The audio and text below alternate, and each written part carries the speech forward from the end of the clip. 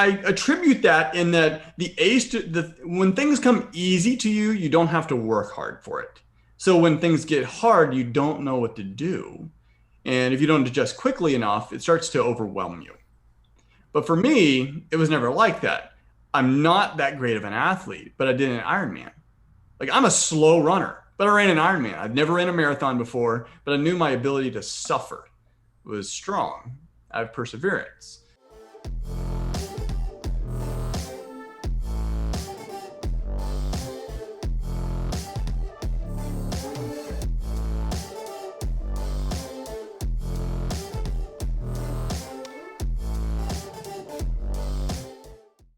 All right, Chris, welcome to the show, bro. Thanks for having me. My man. It's a pleasure to have you here, bro. I haven't seen you since the Redneck Country Club.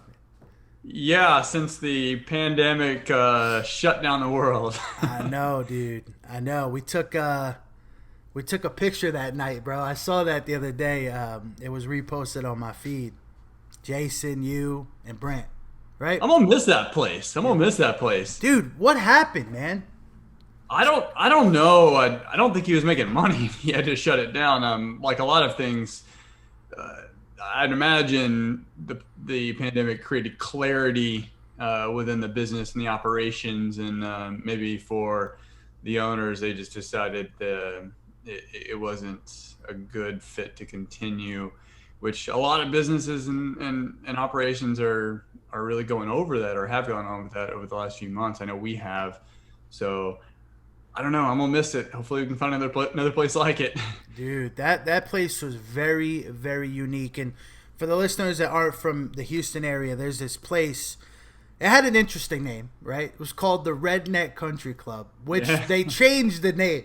I think as the place grew in popularity, they realized like, we got to change this name here because yeah. I forgot what they changed it to, but it was this Republic. Republic, Republic yeah, Country Code. Republic. So this place is just like this huge indoor outdoor venue made for like concerts and get-togethers. I mean, man, what do you think their capacity was there?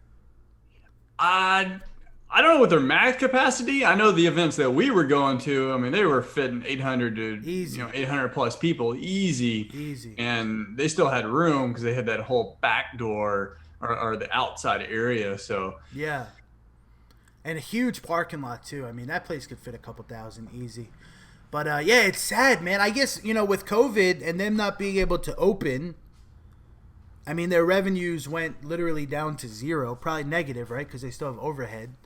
yeah, And I guess I don't know. I'm curious to know if the owner owns the real estate, or if he was just leasing the lot from somebody, or what's gonna happen. But yeah, man, like you said, a lot of businesses right now, like Lord and Taylor just announced, like they're finally done. They're just closing up shop on all their stores, which yeah. is like it's sad in a way. It's sad, but it's the evolution of business. Things happen. Sometimes they're within our control. A lot of times they're not. And there will be a lot of good things. I mean, it is sad to see like people's livelihoods like turned upside down. That I mean, there's really not a lot of people could have done to prepare for this, especially if you're in the restaurant and bar industry. Because I mean, what you do is serve people inside, and the government regulations unfortunately have really hurt their businesses because of COVID. But some of the good things are, and I've heard some very smart people, especially in the tech industry, they said that this is basically pushed the timetable of the evolution of business like 5 to 10 years in the future, as Mm, far as getting online, cloud-based activities, more virtual environments and interactions with customers, and that can be a good thing. And we're also seeing a lot of folks get and start gaining clarity, figuring out what the value proposition is to the market and how they can reinvent themselves and go back to the drawing boards and build a leaner, smarter, better business that, even though it might be a little painful now, in the end, I'm sure a lot of them are going to look back and just say, "Man, that actually was a blessing. I'm glad we went through that." mm. Yeah, I definitely agree. To some extent, COVID has definitely forced a lot of businesses into adjusting, right? I mean, I was just reading an article yesterday. One of the big tech companies shifted to permanent work from home, because they're trimming the fat. They Yeah. realize, hey, we don't need this, 10,000 square foot office space every month. We can still have the same productivity levels, if not higher productivity levels, company morale and all that stuff, and still make money. But my biggest fear with it, Chris, is that our cities are going to start to look abandoned because of the amount of closures, and you just have these huge buildings that are just empty. You know? Yeah, I mean, who knows what's going to happen? Retail's not going anywhere. Um, well, retail's going online real fast. If you weren't already online or doing major operations online, you are now, or you're just not in business. But the actual retail store, there's always going to be that presence because people need that. The other day, I needed, I was doing some upgrading on my computer and I needed a part. Amazon had it. I ordered it. And then I realized, hey, Amazon can't get it to me for 2 or 3 days. And I'm a microwave millennial guy. I need it now. So I headed over to Best Buy. It was the same price, big deal. Without that, that would have been a problem. And even Amazon has some pop up, like little small retail centers, just like Apple did. So that stuff is going to exist in some capacity. It is going to be different though. And then as far as businesses open up big office buildings, we had an office before COVID. We don't anymore. And our brokerage actually they didn't know anything about COVID, but they bought a cloud-based campus for Bella, and they've seen their returns go up I think it was like almost 300% over the last few months because they're getting all these big companies and clients, universities and big companies like Dell and Microsoft move their workforce on their platform. So there will be changes, but there's still going to be a presence because we're people. Like we still got to get out and, and meet other people. You're absolutely right, bro. That's one of the other things is the benefits to office environments is morale and feeding off other people's energies, especially in the sales industry. It's good to have that competitive environment. The pit. If you're working, in the sales world, especially in the real estate world, But yeah, man, Chris, we've been connected for a little bit now. I know a little bit about what you do, but of course, I'm always excited for these episodes because I get to learn more about, the guest. And for listeners out there and for myself, would you mind to just give us a brief overview of what you've been up to lately in your business? Like, what do you do? Yeah, so we've been on an evolutionary journey over the last 2 years on the value proposition that we bring to the market. Real estate has been super strong nationwide, but especially in Texas, especially in Houston. Despite Hurricane Harvey and pandemics and other floods, like we just keep bouncing back stronger and stronger. And that's good in a lot of sense, but it also breeds more competition as the economy grows. And we have to reevaluate what's our value proposition to the market. Because if you don't constantly reevaluate that value proposition, you end up finding yourself in a crowded market and you get drowned out. And so we were kind of seeing that, being that our primary business was fix and flips and we had rentals, and that was really all we were focused on, growing a team, scaling that business. And then margins started getting smaller, and then we started getting beat out on even our stretch prices of what we thought were we'll do it, but not really crazy about it, and still getting beat out by just ridiculous numbers. We just had to go back to the drawing boards and reevaluate our value proposition, which as of now is let's refocus our efforts and our knowledge and expertise not on what we want, which previously was we want really good deals at a cheap price so we can flip it or rent it, and then it's going to be for ourselves. But what does the client want? What does the seller really want? And then how can we help them achieve that? In whatever way it is that the best manner and the best goal for them to achieve it, what is that? Let's have that discussion, and then let's help them meet that goal. Because a lot of times that isn't that we buy it. And they already knew that before. They were just those particular prospects were tire kickers and just kind of going out there. But I'm in their living room and I can help them. If I can help them, why would I not choose to do that? So we've instead built a real estate team to allow us to handle what I call like a full service real estate company. Yes, we could buy your house. We could buy it, close in a week, 7, 10 days, cash. That's cool if that's what you want. But if you want to maximize what you get out of your house, you want to get top dollar. I mean, I can help you do that too. It may take a little bit longer. We may have to do some different things, maybe even a traditional listing. But let's just talk about those items and those options and see what can meet your goal in the best manner and the lowest friction and ultimately net you the most money and meet your goal. So that's how we've reapproached the business, and we've had some things happen within our business that helped facilitate that move. And then COVID actually just reinforced the direction that we were going, and it's been fun. So the main strategies here that you just referenced would be the fix and flip real estate model, right, and the wholesale real estate model, and Mm-hmm. the traditional list your property on the market model as Right. a real estate agent.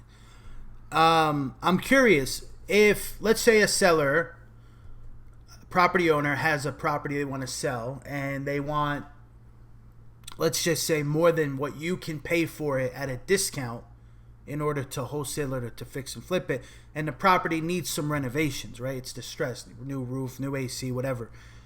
And you obviously know in order to get top dollar, you're going to have to renovate that property and list it. What would you do there? What would you offer the seller in that case if they couldn't sell to you at that price where you could make a profit? So I want to first realize what it is they want. So let me back up and kind of tell a story. So there was a homeowner in Missouri City, sweet lady, wanted to sell her house. She was actually behind on payments. Wasn't in like a foreclosure situation. She wasn't like urgently, I have to sell tomorrow kind of thing. She did want the most out she could get, but she did want to sell relatively quickly at the same time. And we had a conversation, told her what we could pay, and based because it needed a little bit of work. And the number, it was about a $20,000 gap. Mm. And that's just what it was going to take if we wanted to flip the property. Now, that wasn't going to work for her. And then someone else came in, and or actually, she had told me like several other investors, they're all giving me about this price, and I told her that, I mean, that's what you're going to find. That's just what it's going to take.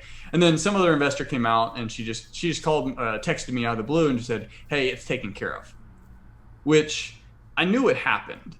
Some wholesaler gave her a price, gave her what she wanted, but there's no way that wholesaler is going to be able to market that property and end up making money, paying her what she needs, and getting some other back end investor what they need, which is margin. I knew there was no way that was going to happen. I see the deal come across my email. I'm like, oh gosh, what are you doing?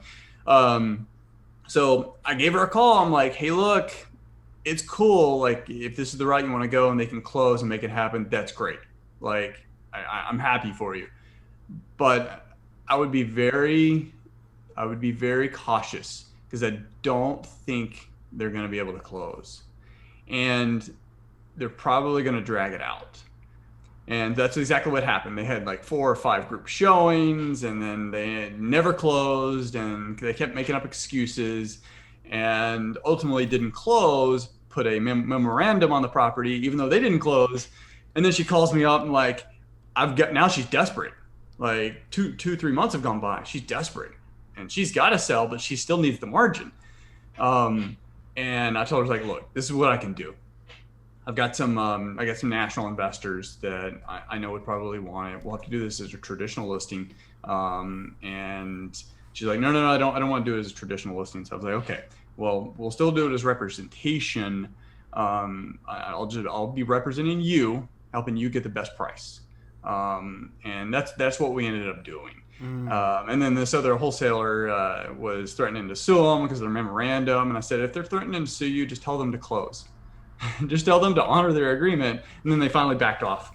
And we ended up getting the price, got a girl like $3,000 more than what she wanted, got her closed in like 3 weeks, and solved her problem. Whereas if you go back in our business a year, that's a conversation that would have been dead and over on the first phone call, on the first meeting, because we were just too far apart. Couldn't make it happen. But instead, helped her out. And then on top of that, the long-term value. Think about this. This is the part two of the evolution of this value proposition. What is the long-term? What is the lifetime value of a customer for the average wholesaler? One deal. That's it. One deal, and it's done. And the average wholesaler is not really making a lot of money on their deal. I mean, I'm not bashing wholesaling at all. Like, I've done it. It's a great strategy. They do offer value. There's a lot of shadiness going on, and a lot of people aren't up front. That's the problem I have. But I know some good operators out there. But the lifetime value, it's one. The lifetime value of a retail client, it's like 3 times what the average wholesale deal is. From a business, yeah, because people move and then they call the realtor that they know, and hey, I want to move and buy a new house. And referrals, right? Referrals. I mean, for the most part, a wholesale deal, you're only going to do one deal with them. I mean, very few circumstances are they going to have like 5 properties they're going to sell you. It happens. They're probably not going to have too many referrals for you. It happens. It's just rare. But on the retail side, it's totally different. So we realized that, hey, look, we've got all this expertise. We can help them even in those situations. But most of those people already know about the realtor option. And if they truly wanted to sell as is, like cash done, like I'm tired of it, take the keys, like this is like a nightmare, like they're going to do that. That's why they called you. But if they're okay with some of the extra processes that it may take from a traditional standpoint, whether it's a traditional listing or maybe even an off market, but through an agent type of listing, then they're not going to give you the keys and just like sign it over like 70% minus repairs, that kind of price point. Anyway, I can do both. So why don't we just talk about how we can solve your problem? And, you know, because I like what you said, man. You know, the value proposition is so important, that USP. And that's a golden nugget right there. For the listeners out there, if you do not have a unique sales value proposition in your business, you need to create one. Because the business world is ultra competitive, right? What's the incentive? Why am I calling you versus calling this person or this person? Yeah. And I think that's, you know, just super, super important. And it's cool to hear that you're, you know, thinking creatively. You got to, right? And you want to know where that really hit home? Like, and like, this is just stupid. Like, we were doing the same old stuff. We went to an appointment, and they get there, and we're going to make an offer, and they pull out their notebook, and they're turning the page. Okay, which company are you? Okay, all right. So what are you offering? Whew. You're not even close. And it's like, yeah, what am I doing here? What am I doing here? It's like, I could go bankrupt paying retail for investment properties, or I can just change the value proposition, and we'll still get good deals, which we're buying. We closed today. We'll close on 2 really good deals in Lake Jackson, and those will be really good deals, which we could flip or we could wholesale. We'll probably end up wholesaling both of these, but and these are actually through wholesalers that I know do, they run ethical operations. So I'm happy to work with them. But I just realized that we had a lot of expertise that we can give to pretty much anyone if we're in your living room and you truly want to sell your house, I can help you. If you really want to sell, I can help you. Maybe I'm not the best option, but I can help you, and let's just talk about it. Awesome stuff, brother. Chris, I wanna switch gears here and go back in time. Right? Back in time. Back in time. First off, where did you grow up? Waco, Texas. Waco, Texas. There was a time when you said that, and people like they got really quiet, and they just like slowly turned around and walked away. Why is that? Yeah, I don't know how old you are. You might not remember this, but there's some good Netflix. There's a Netflix documentary. You got to check it out. They redid a new one. It's only like a year or so old.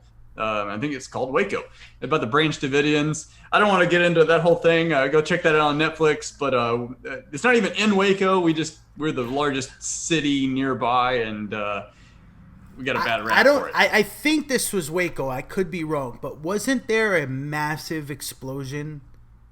Yeah, well, that was West Texas. It was kind of like Okay. the thing in Beirut, but Yes. maybe a little bit smaller.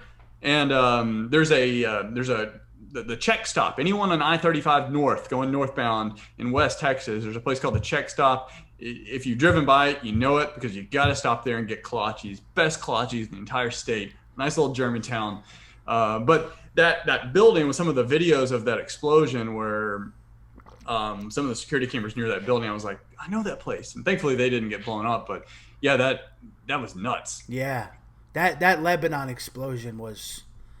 I've never seen something like that. But I don't think a lot of people have. That was just. Holy. That was like a nuke bomb.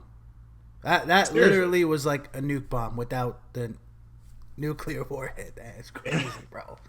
So Waco, Texas, man. Grew up out there. What kind of upbringing did you have, man? You know, what was your childhood like? I mean, I'm a farm boy. Not literally on a farm, but it was actually in the outskirts of Waco, Texas. So Waco is not a very big city, and then I was actually in the suburbs of that in a town called the Greater Town of Spiegelville, Texas. It was about 30 minutes from Crawford, so actually wasn't too far from the President Bush's ranch whenever he lived out there. So it lived on an acre. There was probably like 100,000 acres of cornfields right behind my house. That's what we did for fun. Go run around the fields with our BB gun, shooting rabbits or birds or whatever. Not advocating doing that, but that's what we did. But that was our entertainment. Like our parents would. It was just like, hey, you leave the house, come back for food and water and for dinner, and that was it. And otherwise, I don't want to see. I mean, I don't mean it like they were bad parents, but it was just like go outside and go play, go be kids. That was our upbringing. There was no fear of like I would never let my kids do that now because like who knows what would happen to them. But Different world, man. totally different role. We were just talking about this the other day on an episode. Like, I think we're around the same age, man. And you remember playing Manhunt back in the day? Freeze tag. Like, all you want to do is be outside. Yeah. Now these kids, they just want to watch YouTube and Twitch and just play games and whatnot. You know, they don't want to be outside, man. You're right. It's a different world, bro. Yeah, you know? that was fun. I mean, half the time I was barefoot, so ended up getting like bare feet. We had a rock gravel road just running around, and if we weren't on our bicycles, we were hiking somewhere or what at one of our friends' house, kind of hopping around. Video games actually didn't even come out until we were probably a teenager. I think it was probably in middle school before we ever got a PC. Old Pentium 90 with probably that thing probably had 4 megs of RAM. But I mean, other than getting on AOL, we were outside. We were outside playing. Did have an entrepreneur type of background. It was never my dad worked for the company my grandpa started. Grandfather was an entrepreneur, and he ended up building this air conditioning and plumbing business from a small little company to like I think they had like 300 employees at the time when he ended up retiring, and they were in like three different major cities in Texas, and just really sharp guy, old school guy. He was the guy like you work 18 hours or you take 18 hours in college and you go work all day, come back, study, sleep for a few hours, and you get up and do it again. It's just the kind of guy he was, and he took that into the business world. Just very, very smart, but just unstoppable. And I think subliminally, some of that stuff absorbed because as far as Waco, Texas is concerned, like he owned properties like Monopoly. Like it was just properties here, properties there, like commercial properties, entire sections of duplexes, entire streets out in the suburb, like where I grew up, where our house was. He bought the entire that he built the whole subdivision, or at least the land, developed it, and then or had developers come on and develop it, or he'd sell a lot of stuff owner's finance.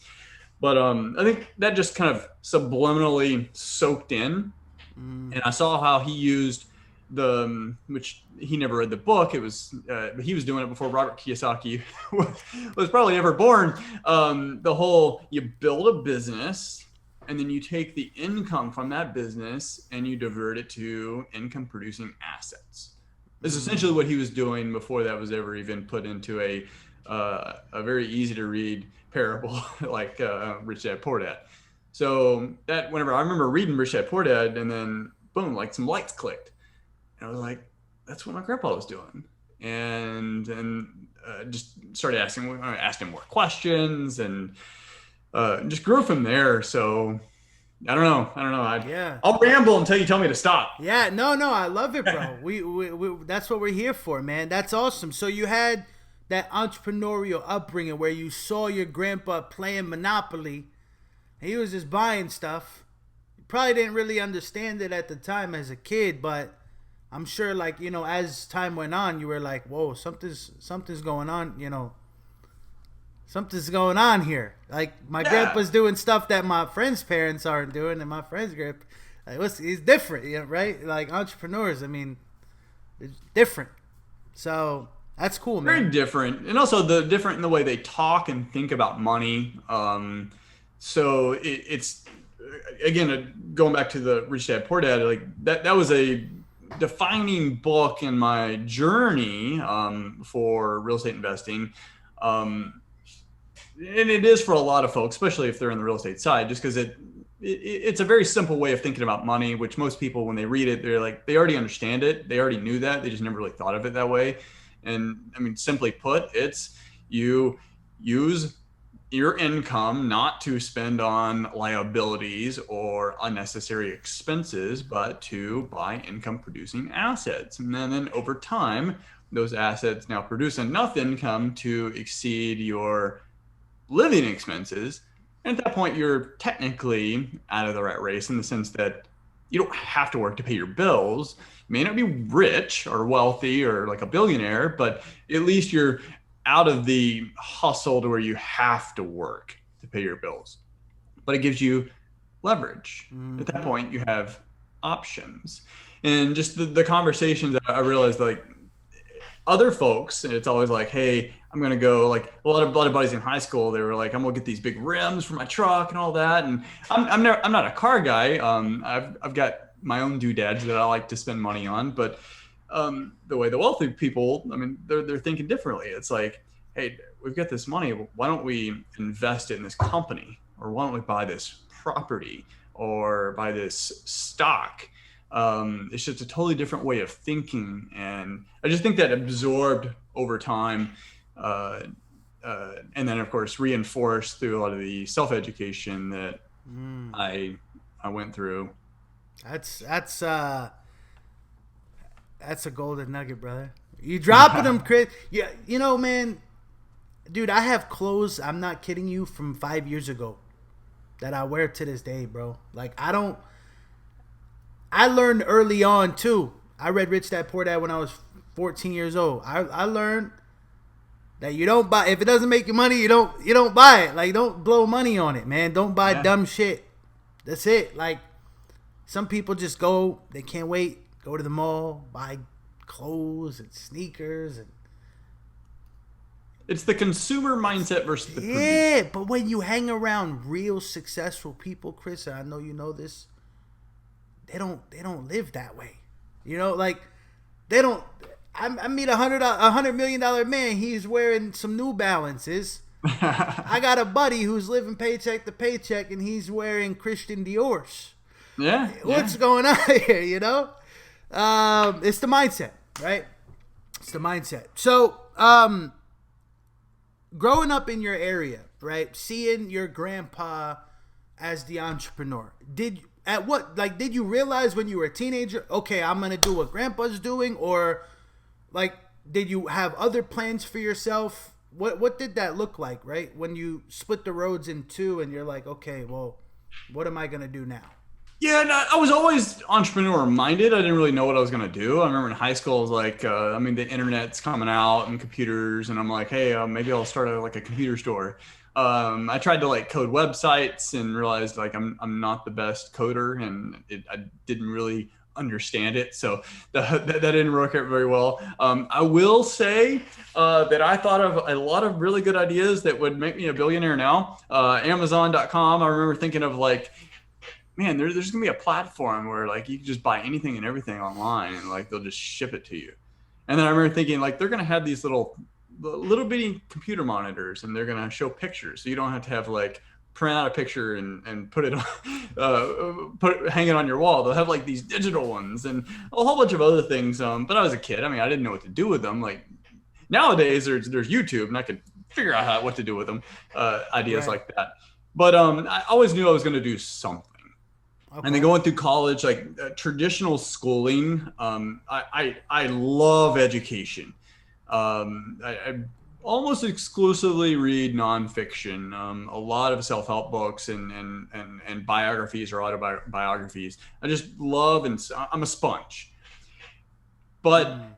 traditional education, sitting in a classroom, I'm not diagnosed or anything, but I always figured I probably have like ADD or something. Like I just don't want to sit there, and especially I don't want to be sit there and talk to for extended periods of time. It's like my mind just wanders, and I start thinking about all these things, or I fall asleep. And so traditional schooling wasn't always something I wanted to do, but I did go to college, went to Texas A&M University. I wouldn't trade that experience for anything. As far as the education there, it was good. I mean, I guess I got what I paid for, but what I'm doing now doesn't like, other than taking statistics, which I learned how to use Microsoft Excel, can't really say I use anything else there. But the experience that I had, that was priceless. The relationships that I built was priceless. But it was, yeah. Go ahead. Go ahead. Go ahead. I was gonna say it was there when I started really making connections. I mean, I read Rich Dad Poor Dad. I'd gotten some connected with some other investors, and I really started figuring out that there's going to be this like I'm going to build something. It's going to be big. I don't know what it is, but I'm going to figure it out, and let's just start. And then I eventually, and this may be fast forwarding too much. I eventually got connected with a real estate. I'll just say a real estate guru. I was dumb. I didn't know anything about educate real estate education or investment education or gurus or anything. I just jokingly say, and I do mean this jokingly, I was dumb and naive enough to pay this guy is probably like $1,500, and it was on a credit card. I had no job. I'm literally a broke college kid, no job, and but I would say I was dumb enough to believe everything he said, and it was a training class on how to buy pre foreclosures. So I'm 20 years old, 21 years old, and I probably weigh 155, 160 pounds, skinny little kid. And I'm going to go knocking doors, and people are going to send me their house. So I was dumb enough to believe it. And like 3 months later, we bought a deal for like, I think it was like 18,000. No, this is 2005, but I ended up buying over the course of my first year, like 4 houses. Mm. So it was just, again, I go back to, I say it sarcastically, dumb enough to believe him, but essentially what it was is there was education, and I just said, dude, if it works, and he's telling me it works, I'm gonna do it. I'm gonna get out there and I'm gonna do it. And I went and knocked on doors every single weekend for like 3 months straight until I got the first one. And when I got it, man, it was Where amazing. where were you doing this? Good question there. So this is 2005. There's most government entities aren't online or have very limited online resources at the time. So in my dorm room, while a lot of my buddies were sleeping over hangovers, I was going in looking for pre-foreclosures in Bexar Mm, County, so San Antonio, okay. because I think they were the first county to be completely online. So I was able to go in and research all the pre-foreclosures from my dorm room in College Station, and then on the weekends drive down there. And then there was no Google Maps, there was no iPhone. I had the Maps Go, or I had the big fold-out map, not very safe, but I had like pre-plotted my little course, and I'd be driving to like go to the next house, go to the next house, and Dude, that's that's funny you say that, bro.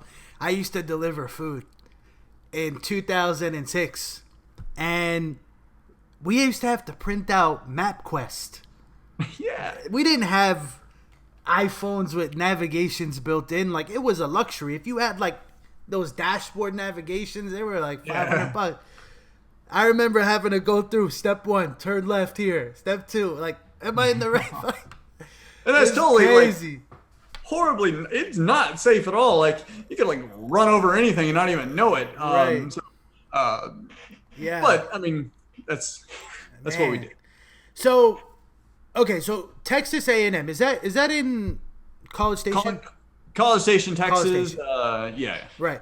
So College Station, which I hear pretty good things about the real estate market now in College Station over the last couple of years. I don't know if that's true, if it's blowing It's up not, or yeah. yeah, it's exploded Yeah. since I've been there. Too bad you didn't pick up a couple acres back then, sold it to all these damn Yeah.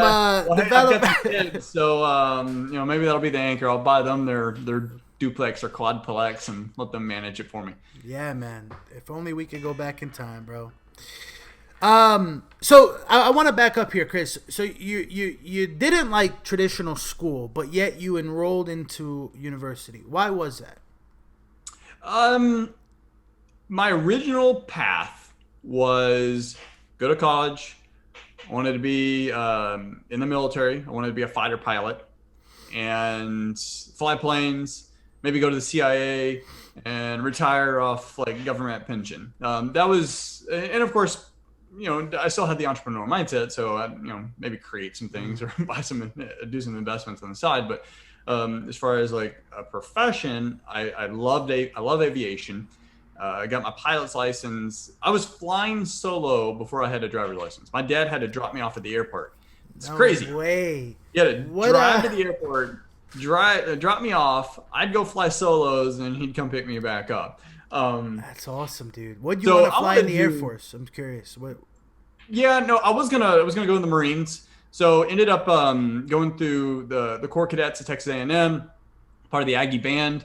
And then people ask like, Aggie band, what'd you play? Trumpet. I'm not a musician at all. I'm a horrible musician. I do like I do like football games, and I like marching. It was cool, and plus the Aggie band's pretty cool anyway. So did that, and was contract to go into the Marine Corps after college. And it was a split program where you go through one half of OCS the end of your junior year, so your the summer in between your junior and senior year, and then the other half once you graduate. And so I went through the first half, and then senior year I started having some issues in my right ankle. Like I'm a slow runner, so and Marines like to run fast, so I'm a slow runner anyway. And then I started getting like my ankle would swell, and then I'd be waking up in the morning and my ankle would be swollen, and I could not figure out what the issue was. And I spent months, went to doctors. Maybe you have arthritis, maybe you're pregnant. Like literally, it was some of the dumbest advice I got. And I didn't have health insurance, so I couldn't really afford some more specialists. But ultimately, I couldn't run, and I wasn't going to risk it. So I was like, hey, I gotta find a different path. So kind of sucks. I always, it would have been really cool to fly jets. And I know some of my buddies and went off, going to do that kind of thing and other amazing things for our country. But I figured, hey, the next thing I need to do is I need to get rich enough to buy a MiG, and then I could, or at least maybe pay a pilot to fly me around everywhere in a MiG. So, You think you can handle those G's, bro? oh, I never get motion sickness. So you think you could hit 7 G's? Man. I don't know. I'm not gonna. I'm not gonna. Dude, I'm like these guys. man. I know a guy who flies. Or he used to fly F-35s. And he actually one of my agents on the team in Florida. This dude's a rock star. He just got out of the Air Force. Total rock star, real estate agent and investor, like in short time. But yeah, he took me to tour some of the planes. I saw the F-22 and. Man, I got the juices flowing. Like that would have been really cool. But hey, everyone's got a different path, and I'm not gonna pretend like I could do what those guys do because I've never been through it, and they deserve all that respect. But I would try it. Dude, do you make it down to the Ellington Air Show? I'm sure you do. I've been a couple times. Yeah. Yeah, that's a bad to the bone air show, man. Yeah. I love the F-35, man. It's huge. What's your favorite fighter jet? I mean, as a kid, it was always the F-22 or F-18. That's a bad plane right there, dude. Hey, I looked up. So I used to sell cruises for 10 years. And one of the excursions you could get if you stopped by St. Petersburg, Russia, was one of the excursions is you could pay, and this was like a $20,000 excursion or something like that. But you could actually go fly I think it's a flanker, like a 37, like a Su-37 or something, and that's one that goes up into space. Yeah, and you could actually pay the Russians like 20 or 30 grand. I've seen that. Dude, the U.S. doesn't offer anything like that, man. Like I think the closest you can get into a jet, but it's not that experience. Not that, but they do have some programs where you can fly World War II planes and do simulated dogfights, and then they have some older jets that I think you can fly, or maybe trainers. But no, as far as I know, the U.S. government's not going to let you in an F-16. I know. If anyone knows how to do that, like, give me a call. But dude, like, so every year the Angels take press up, man, and it's like you got to be a lottery winner to be the one. I'm sure. Yeah, I don't know if you ever seen this videos on YouTube of like press. Yeah. I'm just like, man, I don't know, dude. I'd love to do it, but I'd be scared as hell, man. Have you seen the new trailer for the new Top Gun coming out? I haven't. No. Okay, so watch the trailer. They have an extended one. It's like 10 minutes, and they show like some of the back end scenes. So part of the way that they make it look so real is like Tom Cruise is really in an F-14 or whatever aircraft they're flying in this new one, and so he's really in there, and they've got all the cameras like shot up. So when they're pulling those G's, like that's him suffering through some G's. So that's, I don't know. Go watch that. It's a really good thing to watch. I'm pretty excited about that. Definitely, man. I love aviation too, man. What do you said you're a pilot, right? You fly. I haven't flown civilian aircraft. So I can say I'm a pilot because your pilot's license never expires. You do have to get biannual checkup with the FAA to. It's not like riding a bicycle in the sense that they don't want you hurting yourself or anyone else. So you have to go back and get a checkup. That's what I would need. But I was actually on the verge of getting re-upping it and ended up buying a house for myself and got a family, and we're doing some other goals. But that is on the very short list to get back in the air. I've got some local guys and also some folks that I'm pretty close with that fly and have bought planes, and that's awesome. It gets my competitive nature just really juiced up. It's like, all right, I tell my wife, I was like, we need to buy an apartment complex somewhere where I can fly to it. That way I can justify it as a business expense. Dude, absolutely. Especially in real estate. Say you're buying properties in San Antonio. You just hit the airport, take the flight, 20-minute, 30-minute flight over there, and do your thing and fly back. That's what Grant Cardone does, man. This guy will fly to like another state, do some business, and be back at dinner at his place the same night. Yeah. I don't know if I want to buy like a $10 million. Hey, don't say that, man. You never know, bro. You might want to. But so you Did you end up graduating A&M? I know we're bouncing Yeah, around here. absolutely. Okay, so what did you get a degree in? Technology management. I am a professional PowerPoint presentation giver, Interesting. whatever that means. Technology management. Okay. Yeah. So you graduate and you're supposed to go into your work field, right? Did you end up? Did you go into the technology space, or because it seems No. like you were kind of learning real estate while you were getting your degree at the same I time? was and I applied for positions like that. I don't know if you ever watched the show Friends, but essentially the closest I came to doing anything remotely to my degree, I would have been like a Chandler. I would have been a data cruncher on a spreadsheet, managing some team at it was actually a real estate firm. And had I gone that route, I would have been laid off in 2008. But no. So I did direct sales in college. That was my beer money. I sold vitamins, and I don't sell it now. I haven't done that in God, a long time. I still take it. What kind of vitamins are we talking about? It was Advocare. You So sure? You Advocare, sure? like, Are you sure about that? Advocate. I'm yeah, messing with you. not CBD oil. No, it was Advocare was a nutritional supplement out of Dallas, and like it really helped me like stay awake in college, and like in class. So I love Spark. I still take it today. I don't sell it, but what it did teach me was I'm an introvert by nature, quiet, shy. Like if I know you, like cool, we can hang out like anything else. But if I go into an open room, a lot of people, and I don't know anyone, I'm the guy for the most part. Kind of, I'm gonna keep to myself. Um, but direct sales requires you to talk to people and maybe even do presentations. So I'm very valuable for that education that I received, not from college, not from traditional schooling. Again, this is me out there like pursuing it.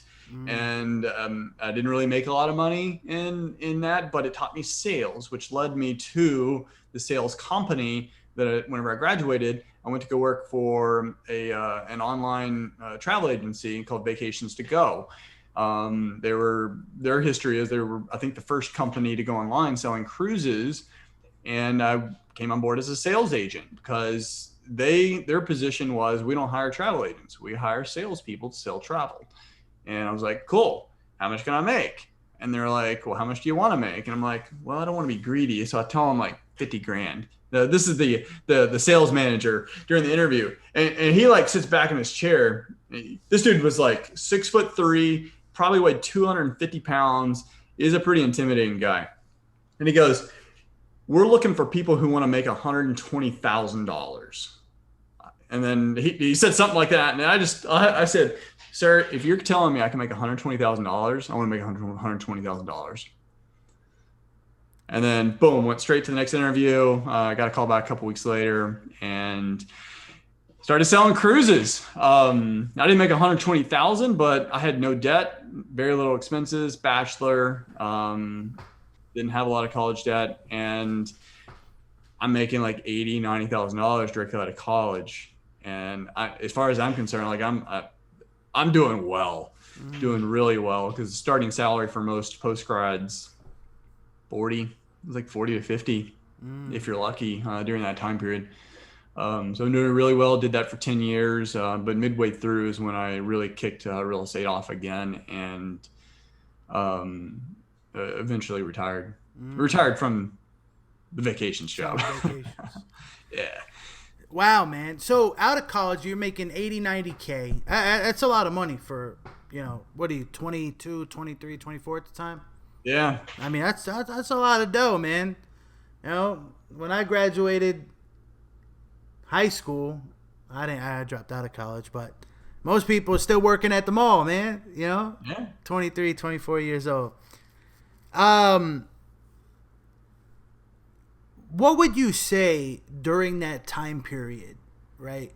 Graduating college to before you got into real estate and started building out your business. Because did you go from selling vacations to real estate? Was that? Yes. I mean, there was overlap. Yes. Okay. What kind of overlap? Like, were you doing? I was doing real estate What? while But there was nothing real in estate was the between. part-time Like there gig. was no other. You didn't become like an astronaut or a No other developer. job. Okay. All right. Cool. What would you say, Chris, was like your biggest challenge, man? Like your biggest like oh shit moment. What is going on here? Did you have any of those? During like post grad? Yeah, like from graduating college to before you got into real estate, like while you were selling vacations, like were there any Yeah. tough moments for you? No. And that's to my detriment because looking back, and I didn't come up with this phrase, I've heard it, but it's very true. The the number one thing that gets in the way of a great life is a good life. And I had a good life, making 80, 90 grand. I had super low expenses. I had a buddy of mine from high school. He went to A&M with me as well, and also got a job in Houston. So we were sharing an apartment together. So super low expenses. I had a paid off truck, no debt, making 80, 90 grand. I got a lot of money, but no expenses. But I'm not really doing anything other than having fun and working. That's it. So I always knew I wanted to get into real estate, but or get back in because I remember I actually still had two properties, two rental properties. It was a partnership that I ended up buying them in. So two deals we ended up wholesaling. The other two we kept as a rental. I still had it with this partner who's no longer really involved in the operations, and I didn't want to keep building a partnership that someone else is going to benefit but not help. So I just ended up keeping them until the opportunity came to sell them. But other than that, no, things were actually really comfortable. But your greatest moments in life usually don't come from comfort. They come from the trial and tribulations where you're like, oh crap, like I need to figure something out or figure this out now. And that's where your biggest aha moments, at least for me, and I'd imagine that's true for most people. I like that. Comfort zones kill growth, right? It does. So, at what point did you start feeling?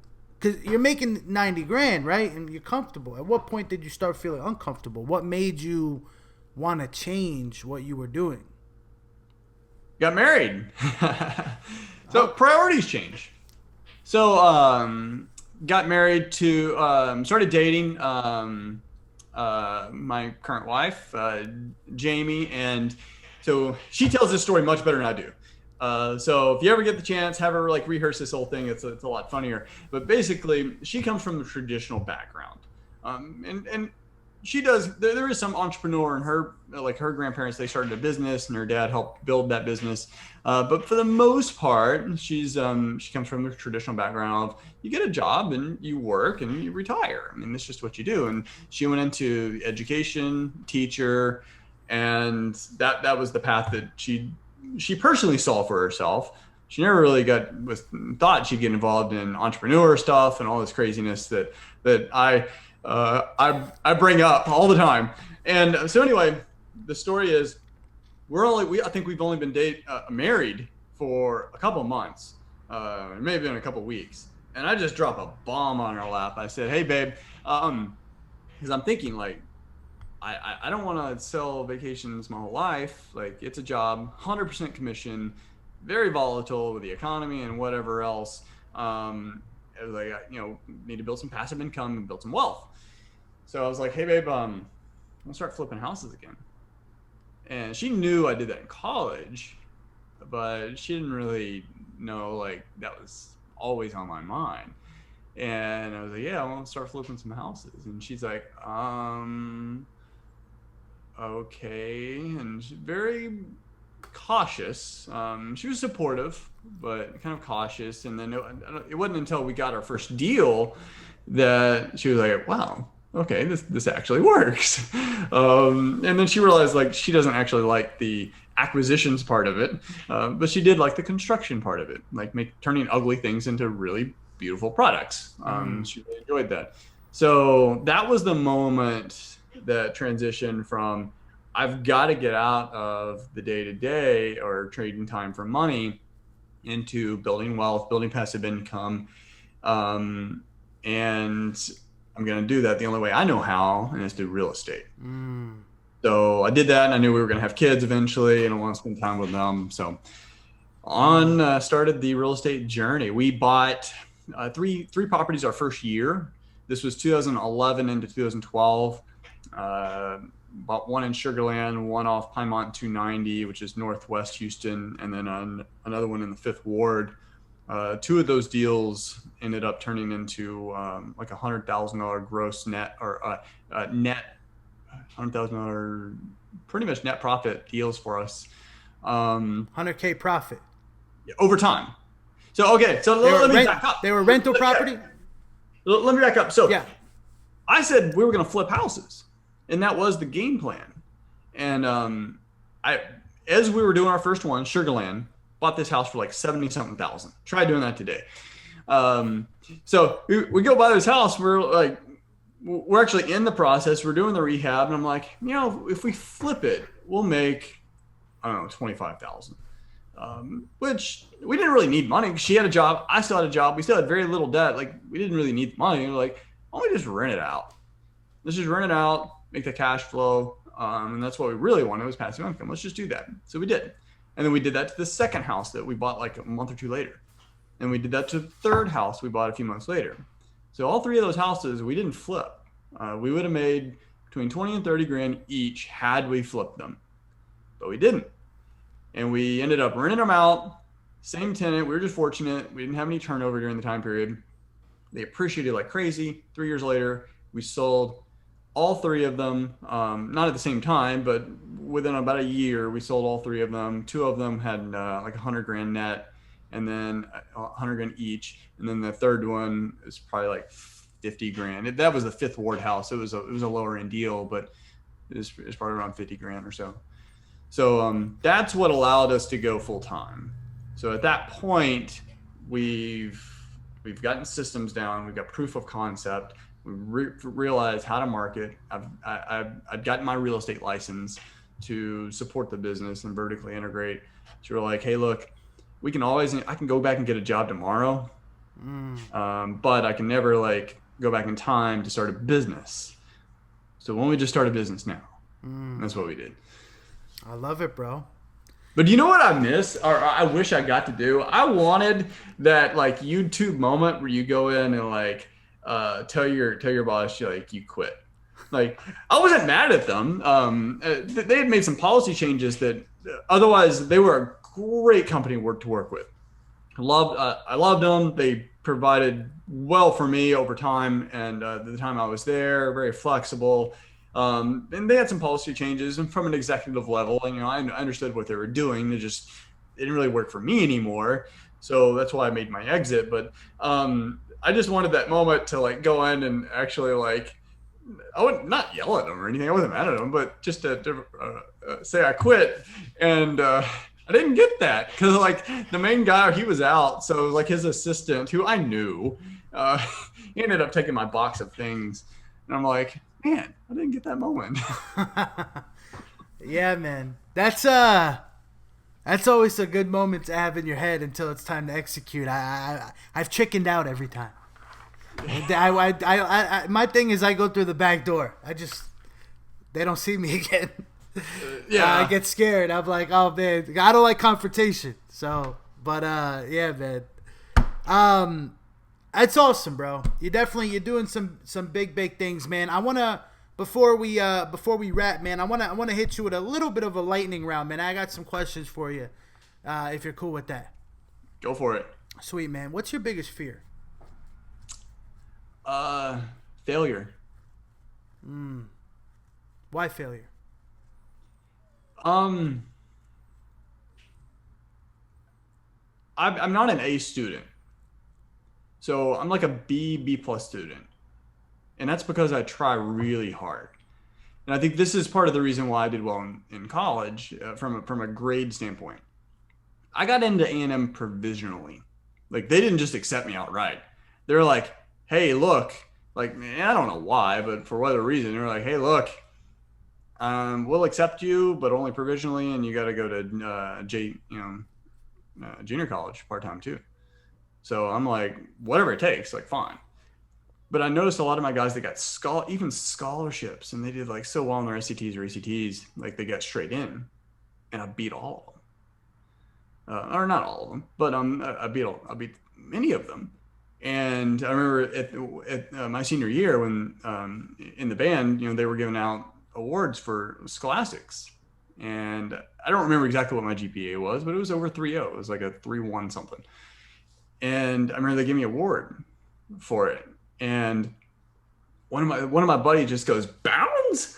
Is like, I'm like, yeah, what's up, dog? Like I know something. So, but I attribute that in that when things come easy to you, you don't have to work hard for it.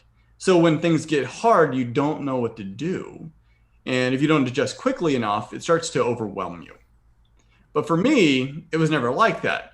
I'm not that great of an athlete, but I did an Ironman. Like I'm a slow runner, but I ran an Ironman. I'd never ran a marathon before, but I knew my ability to suffer was strong. I have perseverance. Same thing with business, same thing with school. Like I knew I can pass a class. I can but I'm gonna have to try hard. Some things they come easy, but I think that is why. So I know that I don't have a desire to be like a Bill Gates or Jeff Bezos or anything, but I do want to provide for my family. I want them to know that all this time that I'm spending building a business, building everything that we're building, it has something tangible both in time and um, uh, actual things we could see and enjoy. They could look back and say, that was worth it. Like, awesome. That's, and to not achieve that, that's what I would consider failure. But I know I'm going to achieve it because I'm just not going to quit. Like, unless I die, I'm not going to quit. And that's usually the difference between success and failure. It's like, who's going to give up? Like Thomas Edison, is he going to give up figuring out a light bulb before he tries to, I don't know how many he did, like 1,000 of them. Whoa, Chris. When we talk about Edison, we got to talk about Tesla too, because there's a lot of controversy over that light bulb, man. Who invented the light bulb, man? Was it Tesla or was it Edison? I don't know. Yeah, maybe it goes back to the value proposition, and maybe old Nikola didn't quite market his gift to the world the way he should have. But smart guy, a little crazy, but smart. Chris, if you could go back in time and change one thing that you did that led you to where you are today, is there anything, and if so, what is it? Yeah, I wouldn't get comfortable. So right out of college, so Mark Cuban says something that's like, you need to work so hard that, and having that fear in the back of your mind that someone is out there, your competition's out there trying to take everything you have away from you. And in the Marine Corps, or not in the Marine Corps, I was not a Marine, but going through OCS and going through training and talking with a lot of veterans and some really like gung-ho guys, but they're like, the enemy is on the other side of that fence, training harder than you to kill you. Translate that to like business. There's competition out there. They're not physically trying to kill you, but they are trying to take market share. And so you need to constantly reevaluate that business proposition. And so I would go back and not be comfortable during the where I had tons of free time as a post grad with no debt and a very flexible job. Go back, and I would love to have bought even if I bought like 20 or 50 rental property during that time. If I wanted to, I'd never have to work again anymore. But just to continuously or pursue that goal sooner and realize that, hey, look, time's limited. Even though you don't have like a family right now, you're going to, and let's not waste time. Let's get out there and start investing. I like that, man. That's a golden nugget. We're gonna hit the gong on that one, man. Oh. You know, I don't know where I heard this, but it somehow got into my head. I don't even remember what it's from. Maybe you do or one of the listeners does. But there is a fallacy, right? That the saying, you got time, You have time. Because the truth is no one really has time because it's not guaranteed. Yeah. You know, time is not guaranteed. So when you get comfortable and you put it in your head, oh, I got time. I could do that later. I could do that 10 years from now. I'll take care of it. That's a limiting belief mindset to have. You know, and I think that more people need to stop being comfortable and take care of the things that they need to take care of or the things that they want to do now, right? So you do what you have to do now so you can do what you want to do later. Yeah. Powerful stuff, man. I got one last question for you, Chris. And you shared so much value on this show, man. I'm just going to ask for a little bit more. Just one more golden nugget, man. All right. The listeners right now, man, they've been tuned into your story for the last hour. They're inspired, man. They're fired up. They want to go out there and start building their own business. What's your message to the people, man? It goes back to value proposition. So whatever your business idea is, just think about like, one, you don't have to go out and have an audience of a billion people, like a customer base of a billion people. So I was listening to a thing with Russell Brunson, with the guy from that started ClickFunnels. It's like, you can take, say, a billion people, like everyone needs maybe something from a macro level, but start making those smaller circles and figure out who your target really is. So for me, like, there's a lot of people who own houses. They're not all my customer. So I can take the entire population of the Houston metro area that are homeowners, and I could circle that down to who might be willing to sell within the next couple of years. And then who, say you're targeting like absentee landlords. So these are probably investors or people who inherited their house. That's even smaller niche. And then if you're only looking to buy deals at a discount, then you're going to take that even smaller. So you may not be going after both parties like I am, where I'm looking for either retail transactions for our team or personal deals for myself. But if you're not looking for the retail stuff for your team, then you're narrowing that down even further to the person that needs to sell or wants to sell. They don't really want to put it on the market, but they just want to sell quickly. So figure out what that value proposition is that you can, to not only talk to that person, but to deliver the value, give them what they want. And it also, of course, is something that you want. But you can do that any type of industry it is. Like Russell Brunson, I mean, he's got all these kind of clients that, whether they're doing like teaching you how to go on like how to hike in the woods, or actually I've seen this. There's a Facebook ad right now. They tell you how to do a backflip. So someone out there has narrowed down, and I'm the target. So that basically what they probably did was like, here's the audience of Facebook. And then on top of that, we want to see who's athletic. On top of that, we want to see who, they probably have an age range. So I'd imagine they probably put like some people between the 20 and 40 age range. They're not going to go after 80-year-olds. And then maybe they have some other stuff on top of that. But they've just circled around to, all right, so that's our target. Now, what's the message we can do to deliver our product, yet solve a problem for them? I don't really need to know how to do a backflip, but for some people that they might.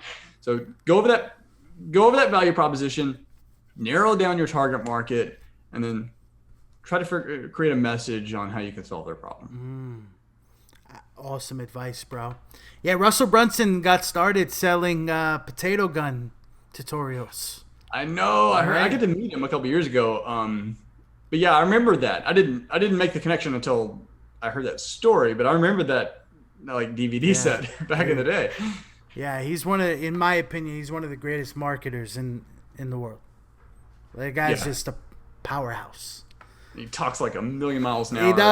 He does. You know, dude, I went to GrowthCon in 2017, Grant Cardone's GrowthCon Miami. Russell Brunson got up and closed the entire room. I'm not even kidding you. It was a stampede. The building was shaking. He was the only one to do that. Everyone, up, credit cards out, they're going to go buy. And when I saw that, I was like, this guy he's got a gift. He's got a gift. He does. He Yeah. does. And I've experienced that too. It's Yeah. I mean, he's a good marketer. He has a great way of framing conversations and pitches. But on top of that, from a genuine level, I mean, I don't know him personally, but he gives value. Like, you're not running the back because he gave you a slimy sales pitch. You're running the back because like he overwhelmed you with value. You're like, it would be dumb not to work with this guy. You're right, bro. Over deliver, right? Over-deliver. Deliver. Dude, Chris, man, it's been an absolute pleasure to have you here on the show, brother. You have a great story, like I said, man, and I want to thank you so much. Are you currently promoting anything or anything you'd like to share with the audience, you know, that you want them to do or you want them to check out or connect with you? Yeah, no, we do a lot of YouTube and putting on YouTube. So we have our local event that now, because of COVID, is online, called Rehacking. That's rehacking.com. Got a YouTube channel, also Rehacking, or you can go to the website and click on that. But we do a monthly event. Now it's on Zoom. Hopefully we can like do live events sometime soon. But it's the first Tuesday of the month. If you go to the website, look for it. The live event's called Rehacking Live. And it just like what you're doing, we're just trying to gather people together and bring someone on who has some expertise and specialty or some niche or a great story that can give value to everyone. No pitching. I mean, maybe they got something that they're doing that they're selling, but otherwise, like what we do, it's free. Give value, and if they want to work with you because you just bombarded them with so much value, then that's the natural progression of the relationship. So that's what we do. I'd love to have anyone check us out, like us on YouTube, and otherwise, real estate agents out there, or just anyone, agents, investors want to connect with us, find us on Facebook. Awesome. And we'll link all that stuff in the show notes for people to check you out. With that being said, Chris, thank you so much again, brother. Enjoy the rest of your weekend. Today's Friday. So enjoy your Friday, man. Weekend warrior style. Take care, man. All the best. All right, you too.